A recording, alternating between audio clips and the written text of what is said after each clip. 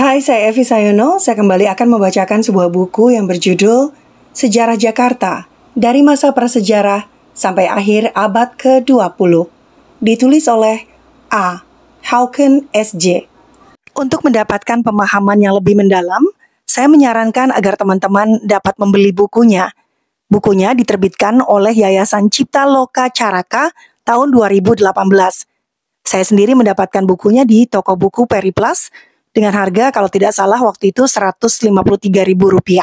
Masih akan melanjutkan bacaan di bab 3 yang berjudul Batavia pada zaman Verenigde Oost-Indisch Company.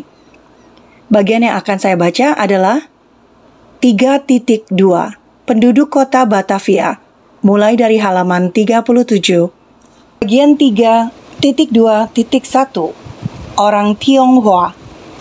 Di Sunda Kalapa sudah terdapat orang Tionghoa. J.P. Koon berusaha membujuk orang Tionghoa dari Banten supaya pindah ke Batavia. Kapten Bontekoe dengan beberapa kapal menangkap orang dari desa-desa di pantai Tiongkok Selatan antara tahun 1622 sampai dengan tahun 1623. Memperbudak warganya dan membawa mereka ke Batavia supaya membangun rumah, menggali kali, membuka hutan, dan bekerja di galangan kapal. Karena mereka rajin, dengan agak cepat dapat membeli kebebasan. Karena hampir tidak ada wanita Tionghoa, maka para lelaki menikahi wanita pribumi, tetapi tetap berpegang pada adat Tionghoa, bahkan suku-suku seperti Hokkien, Hakka, dan Kanton.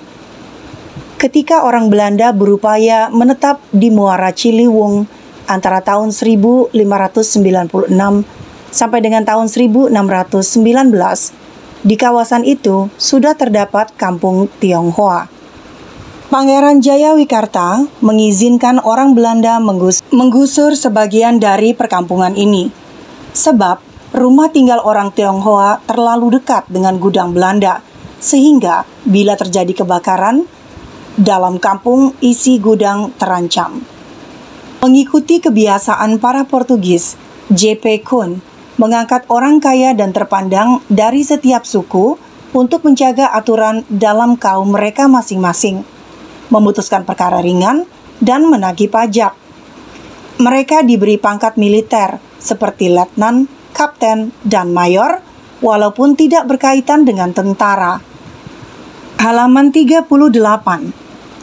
Sou Bing Kong, singkatan Ben Chong atau Ben Kon, bertanggung jawab atas ketertiban penduduk-penduduk Tionghoa yang ramai dan makin bertambah banyak itu. Ia juga menjadi anggota dan penasihat resmi mengenai adat Tionghoa pada pengadilan Belanda sejauh menyangkut kaumnya. Beberapa kali ia bertindak melebihi wewenangnya, misalnya dalam mengadili perkara zina istri Yan Kon, kawan bisnisnya.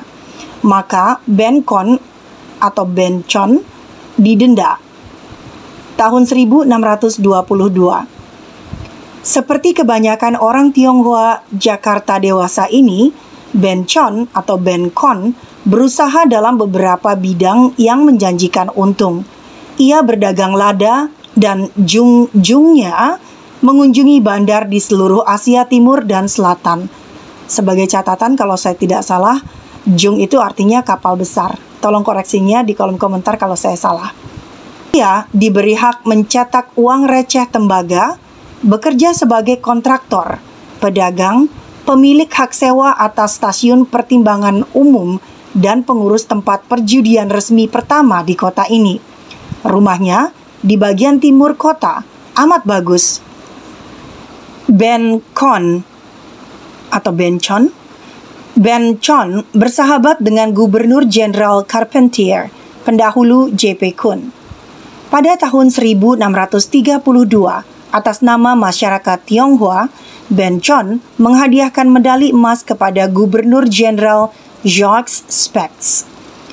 Medali ini memperlihatkan peta Batavia pada awal tahun 1630-an. Ben Chon mengundurkan diri untuk berlayar ke Taiwan sekitar tahun 1636 sampai dengan 1639 dan meninggal pada tahun 1644. Ia dikuburkan di Mangga II.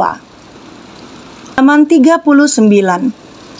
Pada tahun 1648, Kapitan Gan Shi atau Shi Hua meninggal dan Gubernur Jenderal tidak mau mengangkat kapitan baru. Maka, janda kapitan yang meninggal itu mengambil alih tugas suaminya. Ia seorang wanita yang pandai, bijaksana, dan tegas. Semua mengakui kemampuannya yang luar biasa. Tetapi, demikian Kai Pa Li Jai Shi. Saya tidak tahu ini bacanya betul atau salah, mohon koreksinya. Hal ini berarti menjungkir balikan yin dan yang. Sebab seorang perempuan memberi perintah kepada bawahan yang laki-laki. Hal ini dianggap tidak wajar, karena perempuan kadang-kadang akibat kelemahan alamiah jenis ini, apalagi ia tidak mengerti syair, musik, dan nilai-nilai luhur bangsa Tionghoa. Seorang wanita dianggap tak dapat memerintah, walaupun istri Shi Hua bijaksana dan pandai. Penolakannya dikuatkan dengan membengkokkan sejarah Tiongkok. Ratu Wu Zetian dari Wangsa Tang disebut sebagai contoh buruk, walaupun ratu ini menjalankan pemerintah lebih baik daripada raja-raja pendahulunya. Kronik Tionghoa tentang Batavia memperlihatkan cara pikir yang lazim pada masa itu. Semula orang yang datang dari Tiongkok, orang laki-laki saja. Di antara mereka banyak yang sudah beristri di kampung halaman mereka, tetapi di Batavia kawin lagi dengan wanita pribumi, terutama wanita Bali dan Nias. Sebagian keturunan mereka memegang adat Tionghoa, misalnya penduduk Glodok serta Pinangsia dan Cina Benteng di Tangerang. Sebagian membaur dengan kaum pribumi dan ikut membentuk kelompok Betawi Ora, misalnya di sekitar Parung.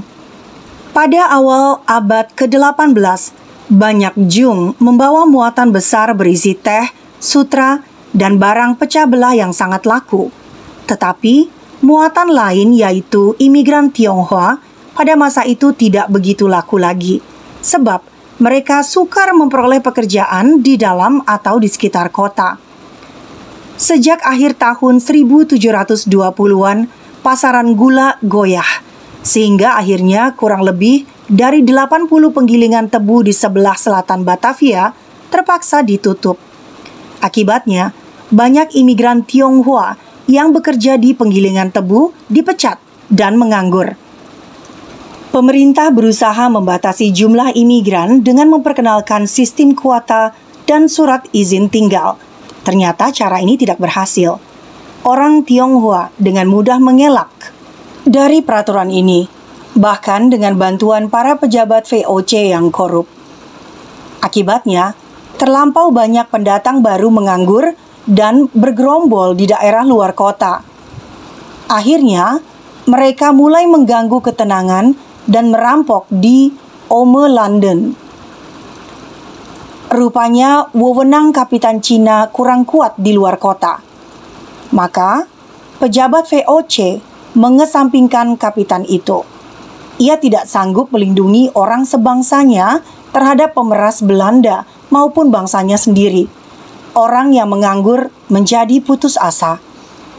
Atas usul anggota Dewan Hindia, W. von Imhoff, pemerintah menetapkan bahwa semua orang Tionghoa harus memiliki dan memperbaharui permisi briefe atau surat izin tinggal. Orang yang tidak bisa menunjukkannya ditangkap lalu dideportasi ke Sri Lanka supaya bekerja di perkebunan teh di pulau yang dikuasai VOC itu. Tetapi tersebar isu bahwa secara diam-diam orang yang malang itu dibuang ke laut. Maka mereka yang putus asa itu bergerombol di luar kota, mempersenjatai diri dan menyerang pos terdepan. Beberapa orang Belanda dan tentara VOC gugur dalam pertarungan lokal. Akan tetapi, di dalam kota, segalanya tetap tenang saja. Dengan mudah, von Imhoff membubarkan segerombolan Tionghoa yang bikin gaduh di Tanah Abang. Beberapa tembakan meriam saja membuat mereka lari kocar-kacir, tetapi pemerintahan di bawah Gubernur Jenderal A. Falkenier berbeda pendapat tentang kebijakan bertindak. Keluarga Falkenier dan keluarga Ibu von Imhoff di Belanda saling membenci. Maka di Batavia, Gubernur Jenderal dan von Imhoff terus bertentangan satu sama lain. Oleh karena itu, sikap pemerintah kurang tegas.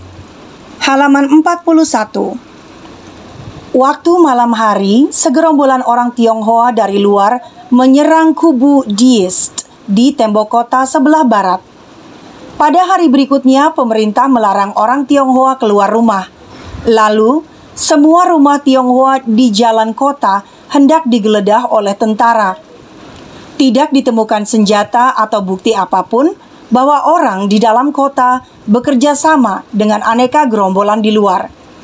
Tuduhan seperti itu tidak pernah terbukti, tetapi rasa cemas mencekam seluruh kota. Pedagang Tionghoa menutup toko serta rumah mereka. Pada tanggal 9 Oktober 1740, waktu penggeledahan dimulai, tiba-tiba sebuah rumah terbakar tanpa diketahui sebabnya. Lalu, keadaan tak terkendali lagi.